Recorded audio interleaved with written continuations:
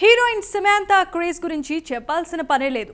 ఏ మాయ చేసావే సినిమాతో తెలుగు ఇండస్ట్రీకి హీరోయిన్ గా సమంతా పరిచయం అయింది. మహేష్ బాబుతో నటించిన దూకుడు సినిమాతో స్టార్ హీరోయిన్ గా మారిపోయింది. ముఖ్యంగా తెలుగులో స్టార్ హీరోలందరితో నటించి మంచి గుర్తింపును తెచ్చుకుంది. తాజాగా సమంతా ఓ గుడ్ న్యూస్ ని రివీల్ చేసింది. ఇంతకీ శామ్ రివీల్ చేసిన ఆ న్యూస్ ఏంటో ఈ స్టోరీలో చూసేద్దాం.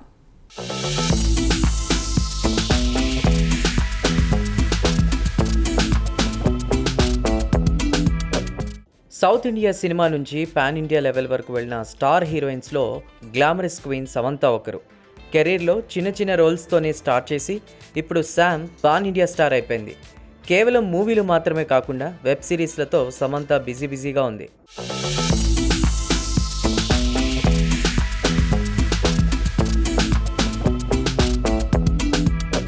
హీరో నాగ చైతన్య నుంచి సమంత విడాకులు తీసుకుంది. ఆ తర్వాత సమంతను ఆరోగ్య సమస్యలు వెంటాడాయి. కొంతకాలంగా మయోసైటిస్ అనే వ్యాధితో సమంత సఫర్ అవుతోంది. తన డిసీజ్ను సమంతే స్వయంగా చెప్పింది.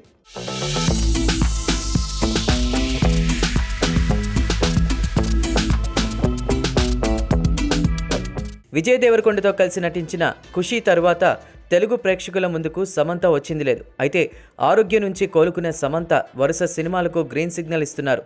హనీ బనీ అనే బాలీవుడ్ వెబ్ సిరీస్లో సమంత హీరోయిన్గా నటిస్తోంది. ఈ వెబ్ సిరీస్లో వరుణ్ ధావన్ హీరోగా నటిస్తున్నాడు. దీంతో మరో బాలీవుడ్ సినిమాలో కూడా సమంత నటిస్తున్నారు.